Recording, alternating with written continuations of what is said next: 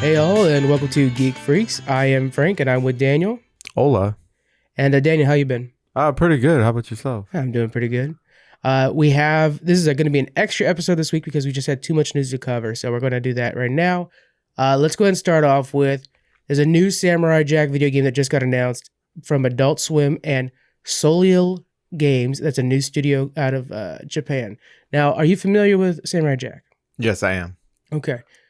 This is going to be basically following off of, it's still the same universe where it's this samurai from the past who's a master of all weapons and everything like that, being thrown around in different timelines by Aku, this big evil bad guy, right? And we're going to be joining him as he jumps around through timelines in an attempt to catch up with Aku and kill him. This will be a hack and slash gameplay with visuals much like the original series. The head writer of the series, Derek Bachman, will be joining the crew for this. He's going to be doing the writing for the game as well. We're going to be getting some more details from Gendry Tarkovsky and Bachman at PAX East. Tarkovsky is the creator of the series. So are you excited for this? Are you going to be picking this up? Yeah, I'll probably pick it up. They haven't announced like what systems, right? They did. It's going to be the PS4, Xbox One, Switch, and PC. Oh, PC too. Okay. Yeah. Well, I'll probably get it on PC. I grew up at watching Adult Swim all the time, so I mean, I'm definitely gonna have to pick it up, try it out. I'm gonna be grabbing it on Switch. I think it feels like a Switch game to me. So they have nothing like, if there's gonna be like levels, is it gonna be will be levels. It shows multiple levels. It actually shows multiple versions of Jack as well. You're jumping around in time like you would in the show. Yeah, and it's just a hack and slash. So it feels like you'll be completing episodes, not necessarily the same episodes, but in the way that Jack arrives to a new timeline, sees that there's a new problem. It's kind of a serial situation.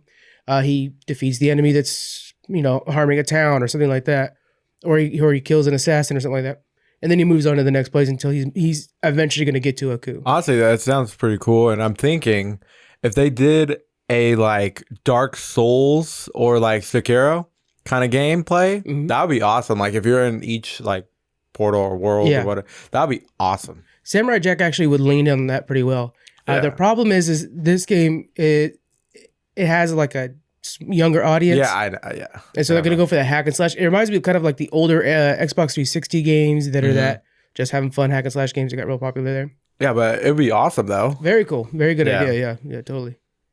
Next up, there's a new Xbox Series. Oh. We got all the details for it, right? Yeah. Okay, so this was released by Xbox.com, and you guys can check it out. They have their Xbox Wire, which is kind of their news feed for all things Xbox, and they released some stats, okay? So let's go over some of these stats. There's a lot of numbers, guys. We're going to throw a lot of numbers at you, okay? The new Xbox has a powerful AMD Zen 2 RDNA processor. This is 4 times more powerful than the Xbox One. Okay. It also gives developers 12 teraflops of GPU. That's 8 times more powerful than the launch Xbox One. So that kind of gives you an idea. The graphics are going to be 8 times more powerful than the original Xbox One. Okay. It'll also have variable rate shading, and this will let people. So when you think of a game, say you're playing a game, say you're playing Sea of Thieves, okay? Okay, yeah. You shoot the cannon, and it hits on the ship. Okay. Now the refresh on that, it's refreshing the entire page. But now think of it this way: in the fact that it hits the ship, it doesn't need to refresh the rest of the ship. It doesn't need to refresh the ocean as much. It needs to really make sure to focus on the particles coming off the ship when you hit it. Yeah. That's what this is going to be able to do. More detail. Well, it's more like it focuses where it needs to put the power. Oh, gotcha. You know what I'm saying? Like, it'll still show the ocean beautiful and stuff like that, but it won't refresh the entire page. It'll just keep refreshing that one center more. Okay. Yeah. So it's like focusing power where the most detail is going to be at. If you're about to slice somebody with a sword, it'll focus the detail on the actual sword movement and stuff like that. Okay. Next is the hardware accelerated DirectX ray tracing. This is what we're going to get like for lighting and stuff like that. It's going to be helping with the lighting. Yeah, You've been seeing a lot of videos for this. 2080s have the ray tracing stuff right now. Yeah. This is going to be the first time it's in a PC. Or, no, I'm sorry, first time it's going to be in a console. Okay. Yeah. Yeah, that'd be awesome, especially for shooters, stuff like that. Yeah. Have you been watching videos where people put like old games through the new ray tracing stuff? No, I have not. You got to take it a look, man. It like blows you away. Like the old school Dooms and stuff like that. It's like, wow.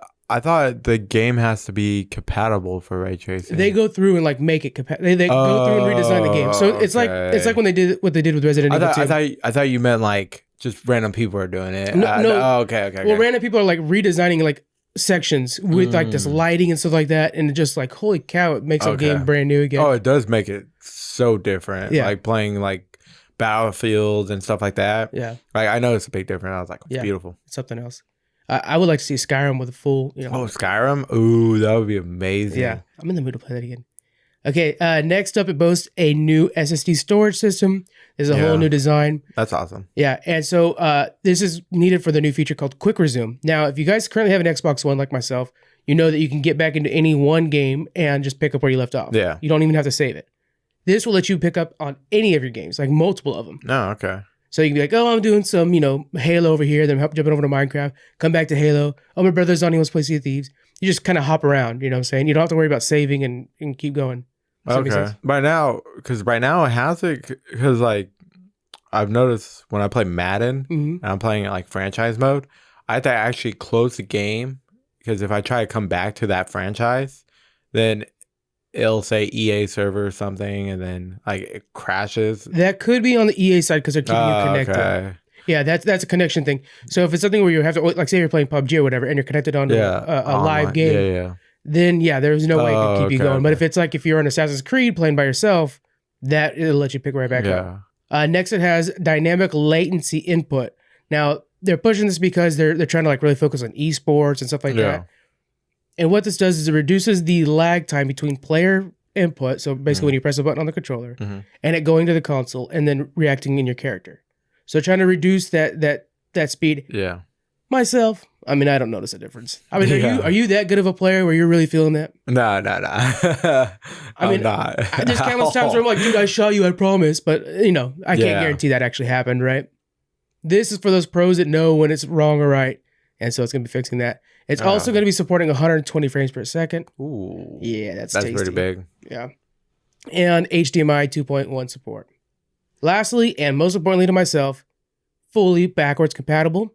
Ooh. You'll be able to play Xbox One, 360, and original games. Really? On your Series X. Yeah.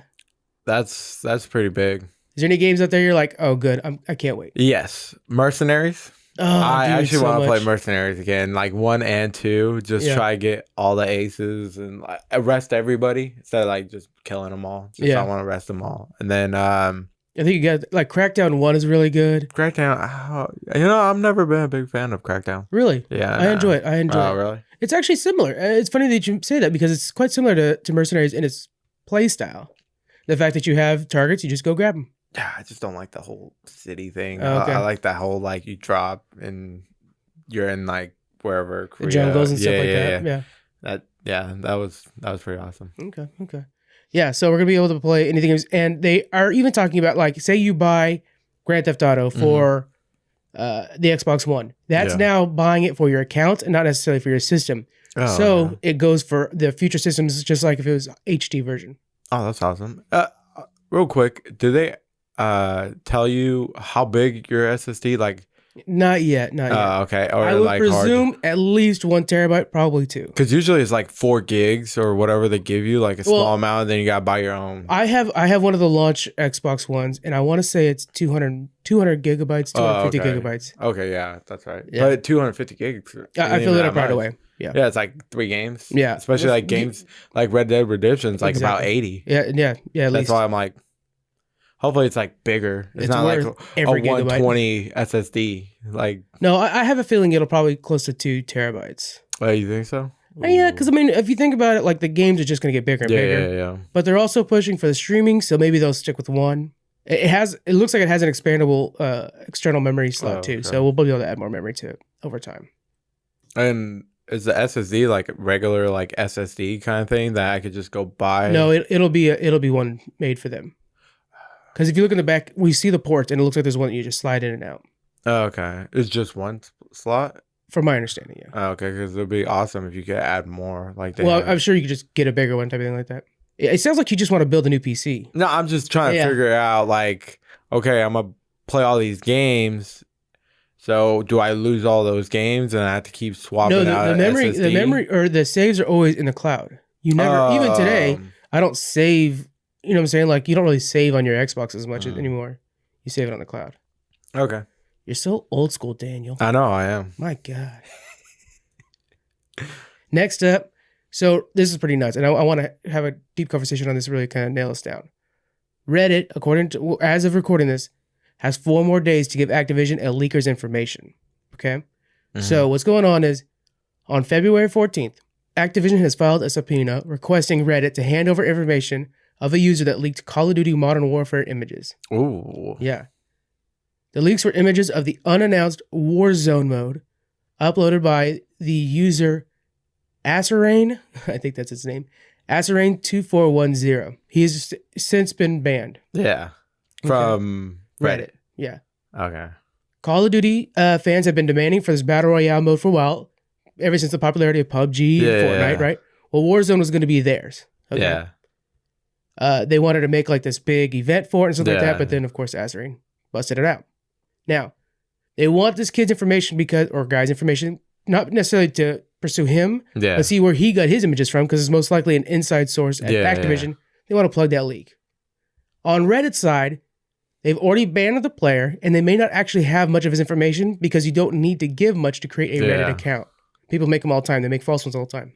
What do you think about this? Honestly, that's pretty crazy that Activision's actually like trying to pursue and try to get this guy's information. Yeah. That's extreme.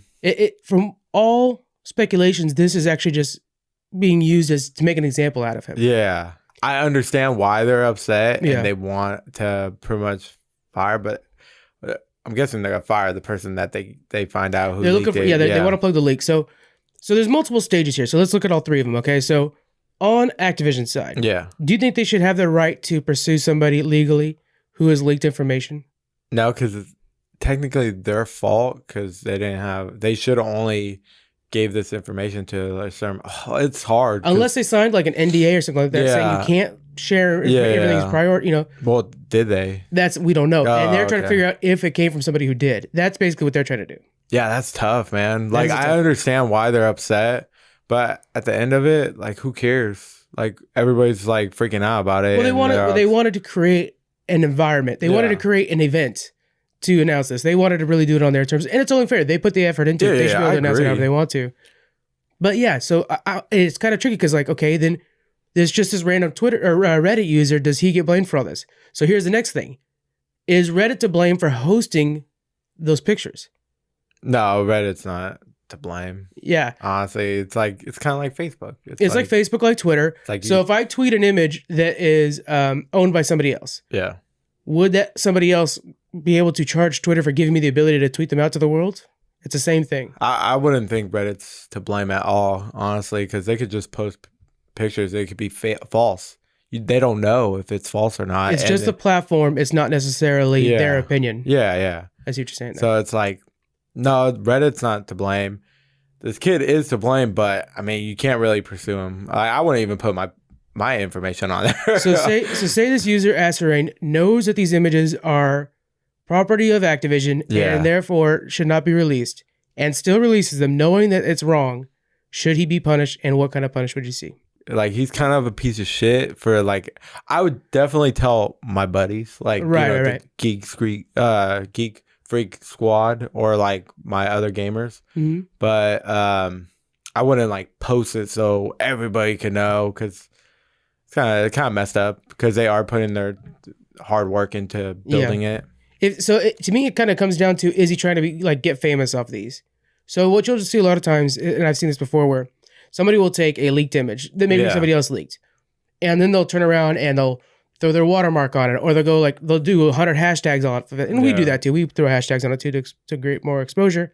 That kind of leads you to the idea that, like, oh, they're using this to create a huge name for themselves. Yeah. So I want to see if this account was made for the sole use of publishing his pictures, or if this account had existed from before, and he was trying to use this moment to build his esteem on Reddit. You didn't get to see it? No, he's already been banned. Really? Yeah. Well, I'm surprised you couldn't just Google it. People would have probably saved it. Yeah, it may be, but it's not like we're going to be sharing them. and we're past the point now. I mean, they've already announced season 2 and stuff like that, which actually started this week. Yeah, that's pretty crazy. But honestly, at this point, I don't think Activision could really do anything about it. Yeah.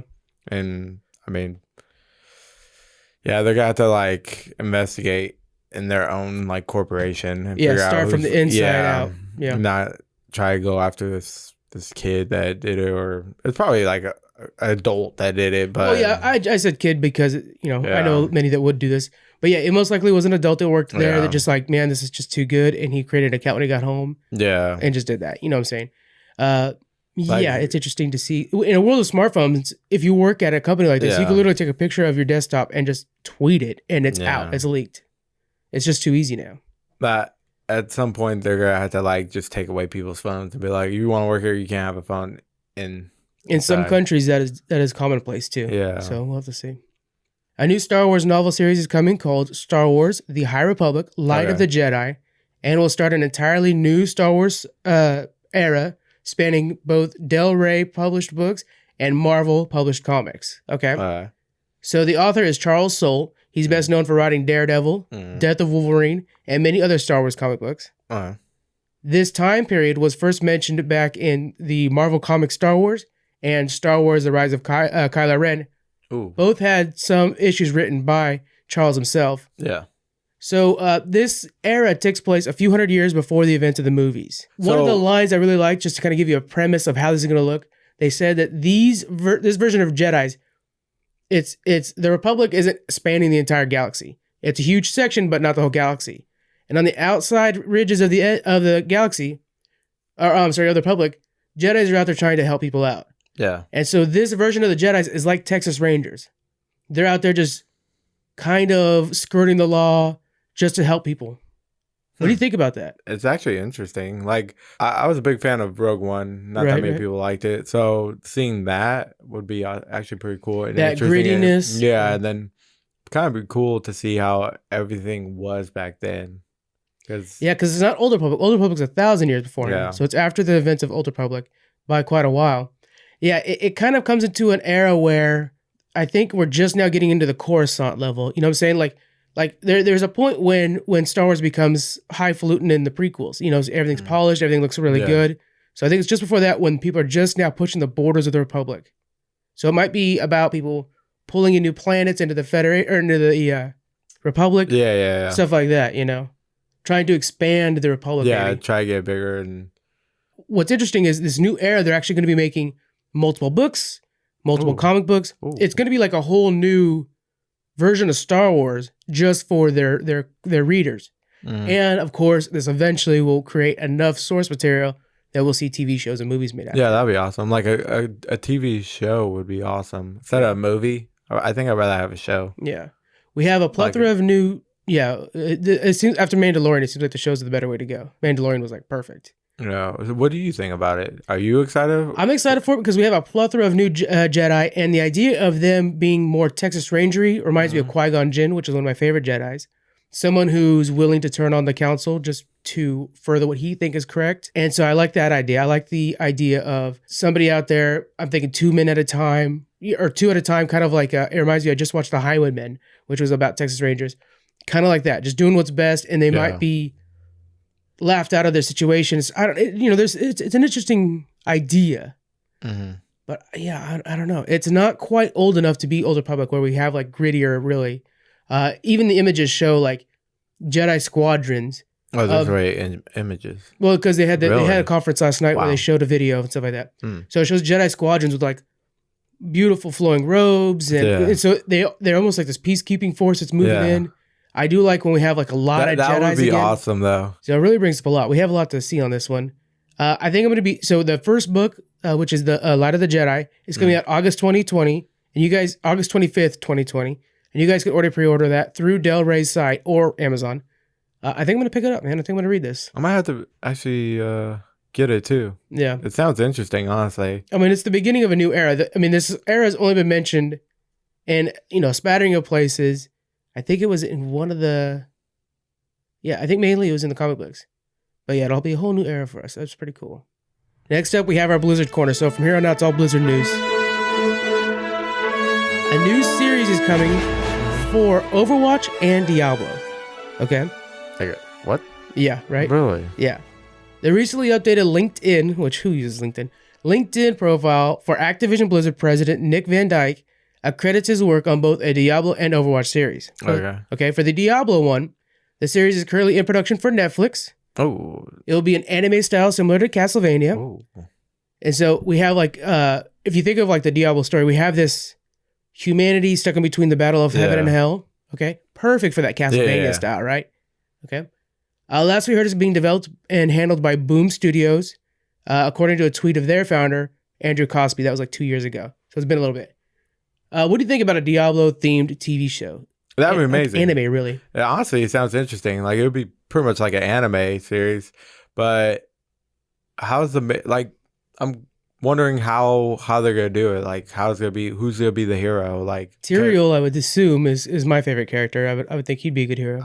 Yeah, but are they going to have, like, supporting, like, hunters and stuff like that? Like, you're wondering if they're going to have classes? Are they going to be having, like, a group trying to help him?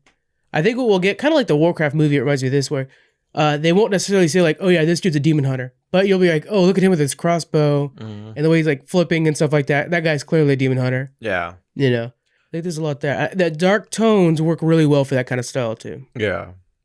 So that'd be really cool.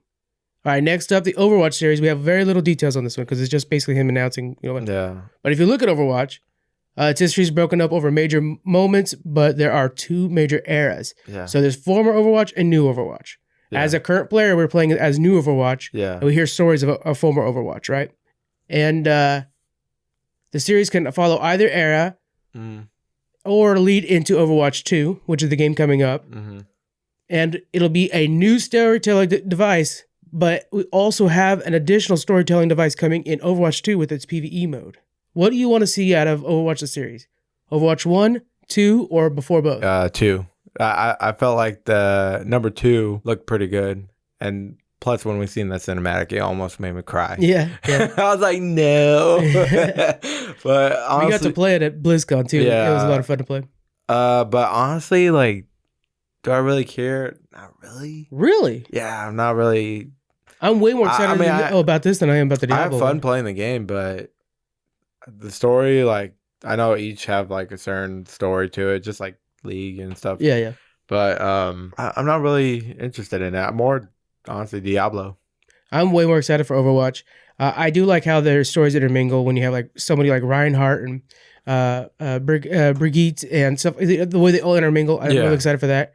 Winston's story with Tracer. There's so many little things there. So I'm really looking forward to that. I think this is right for a long series. I think we can get like 7, 8, 10 seasons out of this. I'd be really happy with that.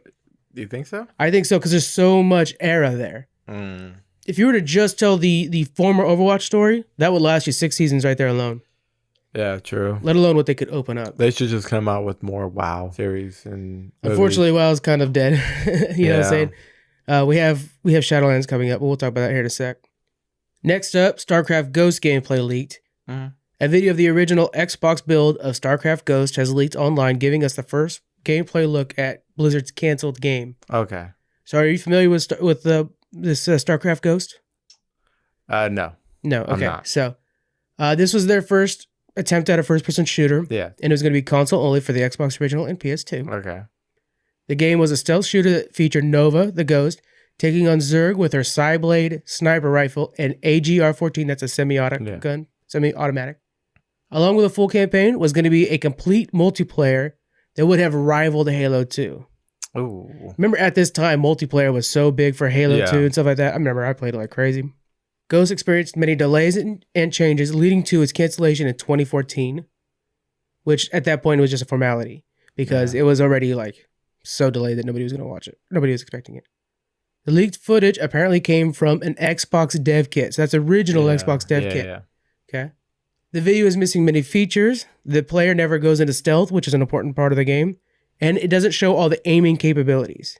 So a big part of Nova is her aiming and then like opening doors and stuff like that. She's a sniper.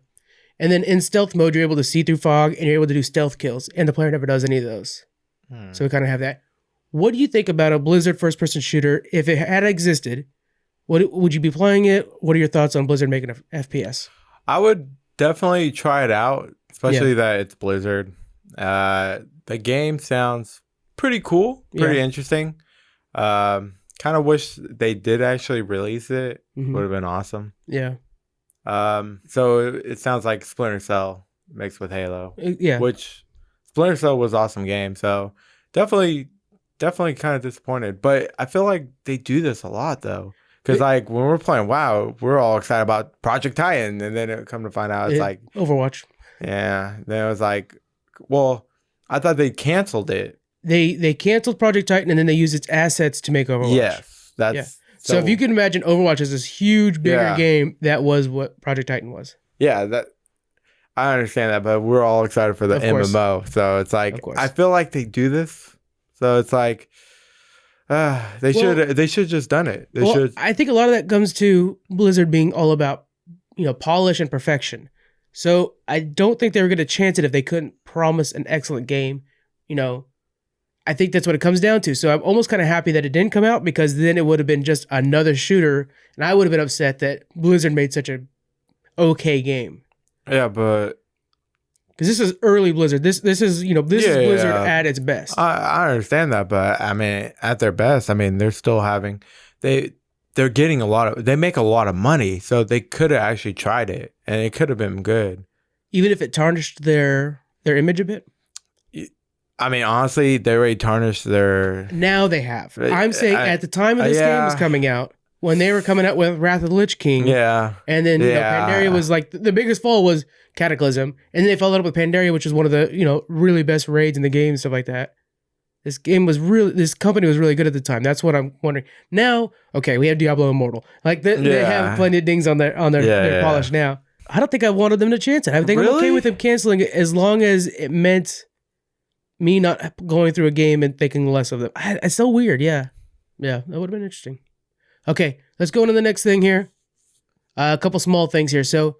The beta opt-ins start this week for World of Warcraft Shadowlands. Oh, really? Yeah, so you guys are able to opt in for Shadowlands. If you guys are familiar with Blizzard's opt-in process, you go into your account and you say you want to opt in on certain things. This is a little differently. You actually can opt in from the Shadowlands main page. In the top right-hand corner, you could say opt in, sign in, and you're opted in. So the way Blizzard does their betas is they go by batches.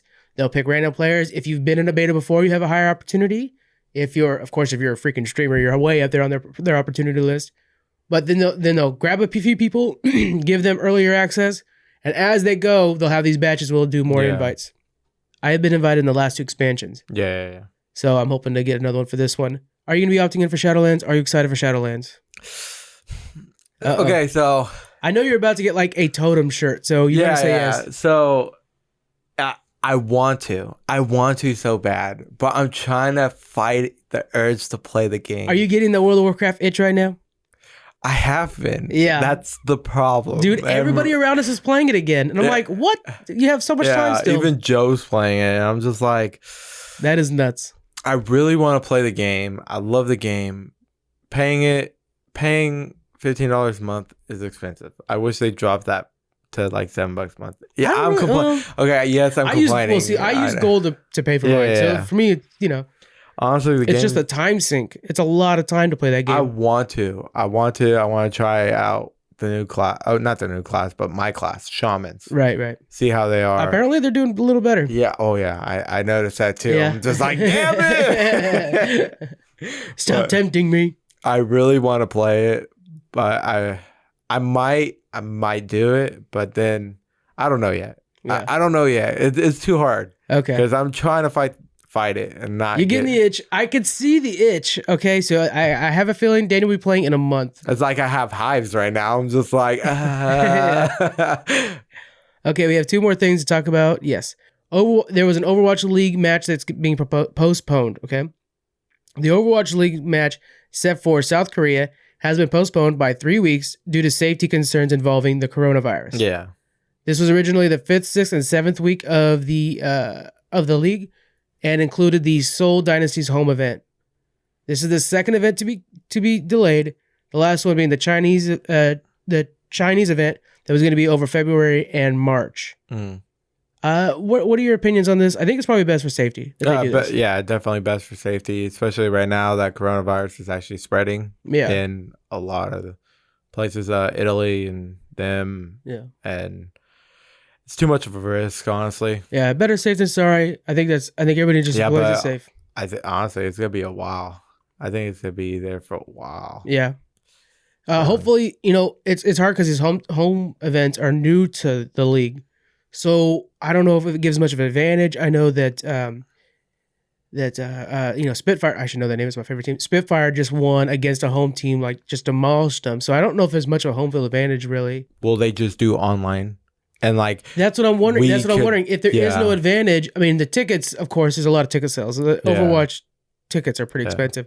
But outside of that, advantage wise, I don't think there's much of an advantage. So I think they could just do it online, probably sell premium pass to see it. Yeah, online, or it'd be kind of boring if they did it at a stadium and then like you're only seeing your team and then like you'll see the other team on like a screen. Oh, you're saying you're saying without them visiting. Yeah. That would be very boring. Yeah, that would be boring. Yeah. So they would probably have to do something online. I could see them doing that. Yeah. I think that might be best. And I'm just wondering, I don't think there is much of a home advantage. I think we've been seeing that so far with the results as of yet. But we'll see how it goes. We plan on covering the San Francisco Shock homestand. That'll be on March 28th here in California. We'll be covering all the results from that and stuff like that. That's coming up pretty quick. March 22nd, we have a convention we'll be at. So it'll be kind of a tight little window there. I won't be there. At the convention? Oh my God. I'm working. Okay. And So Daniel forgets that he's a professional podcaster. Right? Last up, Overwatch again is using the experimental card system that is coming out today. Overwatch? Oh, really? Yeah. The ECs are trial changes that Blizzard will use to test out some of the most extreme ideas for Overwatch's future. In a video released today by game director Jeff Kaplan, they fixated on the experimental nature of this new mode, trying to ease the possible nervous fan base. So let me give an example. So the first experimental card is a test that'll be lowering the damage queues. And what they're going to be doing is instead of it being 2 healers, 2 tanks, and 2 DPS, it'll now be 2 healers, 3 DPS, 1 tank. Mm-hmm. Okay. The reason for this is they're going to try to lower the queues. It should lower the DPS queues by about 50%. Okay. But this is very experimental because you change what people will be picking. Yeah. You know what I'm saying? All of a sudden, do you want one ranged and one close melee ranged DPS? You know what I'm saying? So it kind of changes the composition of the teams. Yeah. The meta is all out the window. Yeah, they're changing the entire meta, like kind of like League in a way. Yeah. Yeah. The second question is okay, so your quote unquote off tanks are now useless. So I wouldn't go into the Roadhog knowing it's my only tank. Yeah. Like, that'd be nuts, right? Yeah, that'd be pretty boring. So what they're going to be doing in the same thing is buffing the hell out of Roadhog and Diva, all these off tanks to try to make them more valuable. Okay. You know, that changes the game quite a bit there too. All right, so what are your thoughts on that? Do you like them doing this kind of experimental thing? You could still gain all the gold and stuff and all the XP, so that's kind of nice. I think they should just stick with what they were doing. Yeah. And then just keep buffing, nerfing certain characters. But what about the damage queue? Do you think it's too long? It's about 10 minutes on a bad day.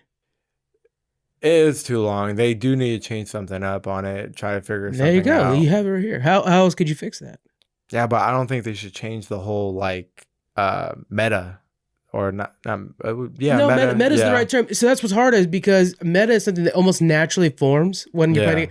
For a good example is League of Legends. League of Legends meta changes and forms by the player base, not what League of Legends tells you to play. Yeah, but right. Yeah, but that's a big meta change. That's an entire right. It might actually make the game worse. What I'm saying is that's something that the players adjust and grow over time, and it changes. Right now, Overwatch did that in the beginning. They saw that the most successful teams are the ones that use 2 tanks, 2 healers, and 2 DPS, and they created a permanent meta out of that. Yeah, making the queues. Now they're saying, well, let's change it ourselves. It's not being formed by the player base, so it is a little odd. I'm kind of concerned by that, just mostly because I'm a tank or a healer all the time. Yeah, same. So as a tank, I'm like, okay, am I putting all the pressure on me? And it's kind of nice to have a Roadhog or a Diva, or even if it's a Reinhardt and I'm usually on a Risk or something, like, oh my God, what a great team. I'm a little concerned by that.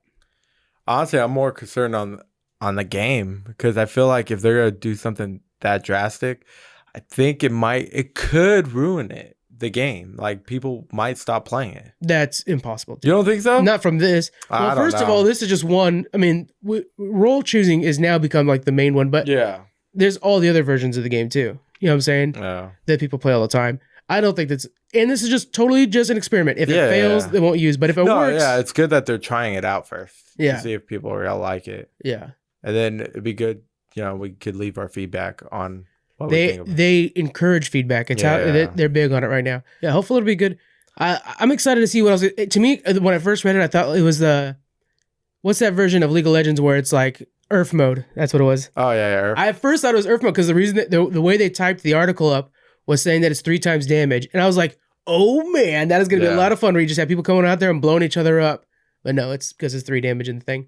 But yeah, so hopefully it'll be fun. We'll have to see how it goes. Yeah, definitely. I'm down to try it out and give our review on it too. I'm going to be streaming it tonight. So if anybody wants to check it out, I'll be streaming it out tonight.